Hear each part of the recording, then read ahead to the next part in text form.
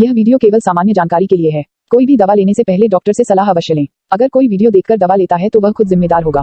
धन्यवाद। तो हेलो दोस्तों, आज हम लोग बात करेंगे गला बैठ जाने के बेस्ट इलाज के बारे में। ठीक है, आपको कभी ना कभी ऐसे लोग मिले होंगे या फिर आपको भी कभी ना कभी आपकी लाइफ में एक ऐसा पॉइंट आता है जहाँ पे अपने को गला बैठ जाता है ज़्यादा बोलने की वजह से। ठीक है, गले से अच्छा बोला नहीं जाता है। ठीक है, तो उसके बारे में आज सब कुछ बात करेंगे। क्या इलाज दिया जाता है, कैसे उसको मैनेज करना है, कैसे उसको ट्रीट करना है। ठीक है, तो सबसे पहले अपन जान लेते हैं कि जो ये गला बैठ जाने जो होता है उसको बोलते हैं होर्सनेस। ठीक है, होर्सनेस ऑफ वॉइस। ठीक है, कि होर्सनेस इज ए कंडीशन होती है marked by the change in pitch. आपकी जो बोलने की जो आवाज़, आपकी जो पिच है उसकी वो चेंज हो जाती है, मतलब भारी आवाज़ हो जाती है काफ़ी। क्वालिटी ऑफ द वॉइस विच में साउंड वीक, ठीक है, स्क्रैची और हस्की। ठीक है, एक स्क्रैची साउंड आने लगता है, भारी भारी साउंड आने लगता है कि अपने मतलब कि अच्छे से बोला नहीं जाता। जैसे नॉर्मल आवाज़ आती है ना, वो नॉर्मल आवाज़ नहीं आ पाती है, तो उसको बोलते हैं होर्सनेस ऑफ वॉइस। ठीक है, गला बैठ जाना, या फिर लोकल लैंग्वेज में काफ़ी इसके नेम होते हैं। ठीक है, तो उसके बाद में आता है कि जो मैं आपको एक इसकी जो स्ट्रक्चर है कि मेनली जो होता है वो लेरिंजाइटिस की वजह से होता है। लैरिंग्स जो यहाँ पे होते हैं, ठीक है, जो अपना जो बोलने का जो सिस्टम होता है कि जो ये जो देखिए नॉर्मल लैरिंग्स को आप देख सकते हैं और यहाँ पे इन्फ्लेम्ड लैरिंग्स को आप देख सकते हैं। तो जैसे यहाँ पे इन्फ्लामेशन हो जाती है ना, तो अपने को होर्सनेस ऑफ वॉइस का सामना करना पड़ता है। इसके लिए काफ़ी ट्रीटमेंट लेना पड़ता है। ठीक है, तो अपन बात करते हैं सबसे पहले सिम्टम्स की। क्या क्या लक्षण आपको देखने को बोलेंगे। रेस्पी एंड ब्रेथी वॉइस। ठीक है, कि आपकी थोड़ी मतलब कि स्क्रैच टाइप की वॉइस, भारी भारी आवाज़ आ जाएगी, जिससे आपका प्रॉब्लम होगी डिफ़िकल्ट स्पीकिंग और प्रोड्यूसिंग साउंड। ठीक है, आपको बोलने में बहुत ज़्यादा दिक्कत होती है। कई बार अगर स्वेलिंग ज़्यादा है तो दर्द भी होने लगता है, कुछ खाते पीते हैं तब दर्द होता है। ठीक है, शॉर्ट थ्रोट और lump like sensation in the throat. ठीक है, थ्रोट में ना अपने को ऐसा लगता है जैसे कोई लंप वम्प बन गया हो, बहुत भारी भारी लगता है। ठीक है, अपने को दर्द होता है, इचिंग होती है वहाँ पे। थ्रोट ड्राइनेस एंड इरिटेशन, मैंने बताया ड्राइनेस, सूखा सूखा गला लगता है। इरिटेशन मतलब कि बहुत ज़्यादा इरिटेट करता है। Reduce vocal range. ठीक है, अपने को बोलने की जो ताकत होती है, मतलब कि जब अपन रेंज जो होती है वो बिल्कुल कम हो जाती है, अपन बहुत धीरे बोल पाते हैं, या फिर जब भी बोलते हैं ना तो अपने को गले में बहुत ज़्यादा पेन का सामना करना पड़ता है। तो ये सारे जो सिम्टम्स हैं ना वो अपने को देखने को मिलते हैं। उसके बाद में है कॉजेस, कि जो ये गला बैठ जाने वाला सिस्टम में होता है या होर्सनेस ऑफ वॉइस, ये होता क्यों है, क्या हो जाता है ऐसा। तो पहला है वोकल स्ट्रेन।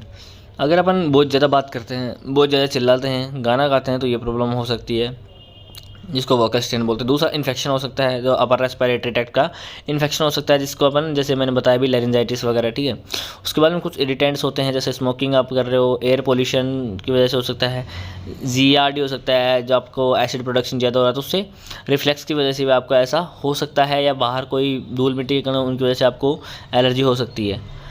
तो यहाँ पर नीचे एलर्जीज लिखा हुआ है, causing inflammation in the throat. कुछ ऐसे कण या फिर जैसे परागकण जो होते हैं पेड़ों के, उनकी वजह से भी आपको ये प्रॉब्लम हो सकती है। मेडिकल कंडीशन में थायराइड इश्यू, ठीक है, वोकल कॉर्ड नोड्यूल्स और पॉलिप्स। ठीक है, तो यहाँ पे अगर आपको थायराइड की वगैरह प्रॉब्लम है तो आपको गले में सूजन वगैरह आ जाती है, तो उस वजह से भी यहाँ बोलने में दिक्कत हो सकती है। तो ये सारे जो कोजेज़ होते हैं ना वो अपने को देखने को मिलते हैं, कि कुछ भी हो सकता है, ज़्यादा बोलने की वजह से इन्फेक्शन भी हो सकता है। ठीक है, तो सर्दियों में ज़्यादातर इन्फेक्शन की शिकायत अपने को देखने को मिलती है।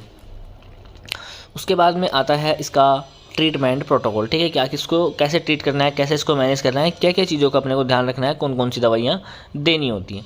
तो सबसे पहले आती है टैबलेट ज़ीरोडोल एसपी। ठीक है, ज़ीरोडोल एसपी का यूज़ यहाँ पे क्यों किया गया है, जो दर्द हो रहा है जी, क्योंकि एक एंटी इन्फ्लामेटरी कैटेगरी की ड्रग है, तो इन्फ्लामेशन को रोकना ज़रूरी है, दर्द को रोकना ज़रूरी है। उसके लिए इस टैबलेट को पेशेंट को दिन में 2 बार या फिर ज़्यादा दर्द है तो दिन में 3 बार तक खाना खाने के बाद में दिया जाता है। तो सबसे पहली टैबलेट हो गई ज़ीरोडोल एसपी, जिसको यूज़ किया जाता है।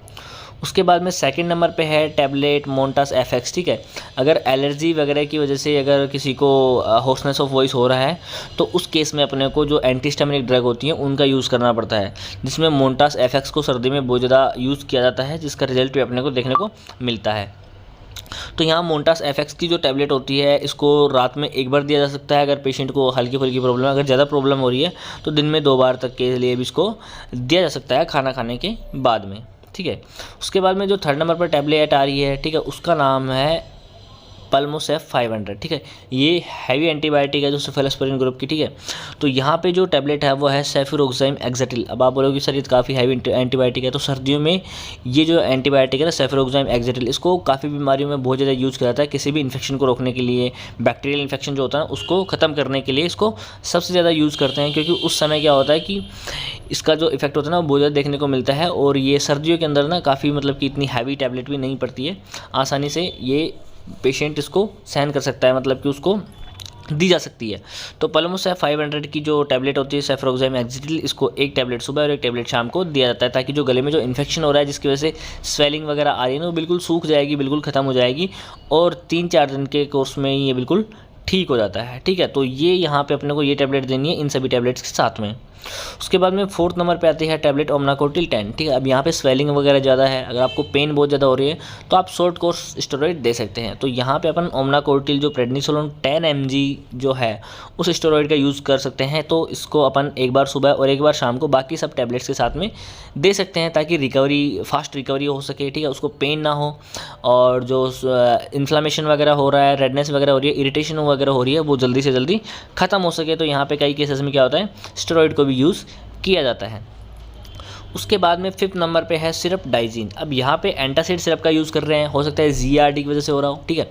तो GERD की वजह से अगर होता है तो उसको वहाँ पे डाइजीन सिरप को दिन में 3 बार यूज़ किया जाता है। 10-10 ml खाना खाने के बाद में दिन में 3 बार इसको दिया जाता है। और यहाँ पर इन सब के साथ में भी यूज़ कर सकते हैं, अगर इन्फेक्शन वगैरह से है तो भी डाइजीन को दे सकते हैं, क्योंकि जीरोडोल एसपी जो नसेड्स है उसकी वजह से क्या होता है एसिड, मतलब कि एसिड का प्रोडक्शन ज़्यादा बढ़ सकता है। तो उस केस में डाइजीन को लिया जाता है, ताकि जो ये एंटासिड है तो उसको एसिड को भी न्यूट्रलाइज कर सके। तो इस सिरप को दिन में 3 बार दिया जाता है, बाकी इन सब के साथ में, ताकि जो एसिड प्रोडक्शन जो होता है उसकी वजह से जो इसके मतलब कि सीवियरिटी ना हो, कि होर्सनेस ऑफ वॉइस है वो एसिड की वजह से ज़्यादा ना बढ़े, तो इसलिए ये सिरप डाइजीन होती है वो दी जाती है। उसके बाद में है कैप्सूल ओमेस डी, ठीक है। ओमेस डी को भी इसीलिए यूज़ किया जाता है, ये PPI इनिबिटर जो होती है, ठीक है, प्रोटॉन पंप इनिबिटर, ताकि जो एसिड का प्रोडक्शन हो रहा है ना उसको कम किया जा सके, कि पेट के अंदर एसिडिटी, मतलब एसिड को एक तो न्यूट्रलाइज करेगी डाइजीन, लेकिन एसिड का प्रोडक्शन ही नहीं होगा, तो उससे और भी ज़्यादा बेटर है कि यहाँ पे ओमेस डी को कैप्सूल को जो सुबह सुबह खाली पेट इसको दिया जाता है, ताकि जो ये प्रोटॉन पंप को इनिबिट कर सके और एसिड का प्रोडक्शन कम हो, ताकि उसको ज़्यादा मतलब प्रॉब्लम ना हो और ज़्यादा वर्सन कंडीशन ना हो। तो ये कंप्लीट ट्रीटमेंट जो है सारा वो पेशेंट को दिया जाता है। आप ये कोर्स 3 से 4 दिन के लिए देंगे तो वो कम्प्लीटली ठीक हो जाता है। बहुत ही रेयर केसेस में होता है कि उसको कई बार इंजेक्शन भी लगा देते हैं, जिसके अंदर मोनोसेफ 1 ग्राम का यूज़ किया जाता है, साथ में अगर स्टेरॉइड भी दे देते हैं कई बार डेक्सामेथासोन 2 ml, वो भी मिक्स कर लिया जाता है अगर उनको बहुत जल्दी रिकवर करना है तो, ठीक है। वरना ये ट्रीटमेंट आप देंगे तो बिल्कुल पेशेंट ठीक हो जाता है 3 से 4 दिन के अंदर अंदर, ठीक है। उसके बाद में है ये 7 नंबर पे स्टीम इनहेलेशन, जो कि ऑप्शनल है। अगर आपको मतलब कि लगता है तो उसको पेशेंट को आप स्टीम इनहेलेशन भी दे सकते हैं, जिसके अंदर विक्स वेपोरब जो आते हैं उसकी स्टीम पोर्ट्स आती हैं, जिनको गर्म पानी में डाल करके वो इनहेल कर सकता है, ताकि वो जल्दी से ठीक हो जाएगा, और जो उसको जो प्रॉब्लम वगैरह हो रही है, इरिटेशन वगैरह हो रही है, उसमें काफ़ी रिलीफ देखने को मिलता है। तो स्टीम इनहेलेशन उसको दिया जा सकता है। उसी के साथ में वॉइस रेस्ट, सबसे जो मेन चीज़ है ना कि मेडिसिन के साथ में वॉइस रेस्ट की पेशेंट को बोलना है कि वो कम से कम बात करे, जितना ज़रूरत हो उतना ही, बहुत धीरे धीरे वो बोले, ज़्यादा तेज़ बोलने की कोशिश ना करें, ठीक है। और बहुत कम से कम बोले, वॉइस को रेस्ट दे, ताकि वो जल्दी से रिकवर हो सके। 3-4 दिन में नॉर्मल हो जाता है पेशेंट, उसके बाद में आसानी से वो बात कर सकता है, ठीक है। तो ये चीज़ें आपको ध्यान रखनी है। स्टिमुलेशन दे सकते हैं, इतना कोई ज़रूरी नहीं है। फास्ट रिकवरी चाहते हो तो दे सकते हो, ज़रूरत अगर महसूस होती है तो वॉइस रेस्ट देना आपको बहुत ज़्यादा ज़रूरी है। तो ये जो 8 पॉइंट होते हैं, ड्रग्स के साथ में कुछ क्वेश्चंस होती हैं, उनको आप ध्यान में रख के ही उसको ट्रीटमेंट दें। पेशेंट को ये चीज़ें बतानी होती है कि आपको कम से कम बोलना है, तो इन चीज़ों को ध्यान में रखेंगे तो पेशेंट बहुत जल्दी रिकवर हो जाएगा। If voice not become normal in a week, अब 1 वीक के अंदर भी अगर ट्रीटमेंट दिया और वो ठीक नहीं हुआ है तो इसका मतलब कोई ना कोई मेजर प्रॉब्लम है, जो कि इन टैबलेट से ठीक नहीं होने वाली है। तो आपको रेफ़र करना है ENT सर्जन को फॉर द लैरिंगोस्कोपी, देखने के लिए कि भाई आखिर में एक्चुअल में प्रॉब्लम क्या है, मतलब कि टैबलेट से ठीक क्यों नहीं हुआ है। चेस्ट का एक्सरे करवाया जा सकता है, TB वगैरह जो मैंने बताया, अपर रेस्पिरेटरी इन्फेक्शन जो होता है उसको चेक करने के लिए। गैस्ट्रोस्कोपी की जा सकती है। सीरम TH3 TH4 जो TSH मतलब कि जो थायराइड वगैरह होती है उसको चेक करने के लिए भी सारे टेस्ट किए जा सकते हैं। अगर जो लैरिंगोस्कोपी नॉर्मल लगती है उसके बाद में ये तीनों टेस्ट परफॉर्म किए जाते हैं, लेकिन सबसे पहले इसको लैरिंगोस्कोपी किया जाता है, क्योंकि मोस्टली कारण यही होता है, इसलिए सबसे पहले ये करते हैं। उसके बाद में ये तीनों टेस्ट परफॉर्म करवाए जाते हैं। अगर लैरिंगोस्कोपी नॉर्मल है उसके बाद में 3 टेस्ट परफॉर्म करवाए जाते हैं हॉस्पिटल के अंदर। उसके बाद में अगर जो ENT सर्जन होते हैं उसके बाद में वो फिर लैरिंगोस्कोपी करके क्या प्रॉब्लम आ रही है उसको फिर ट्रीट करते हैं, ठीक है।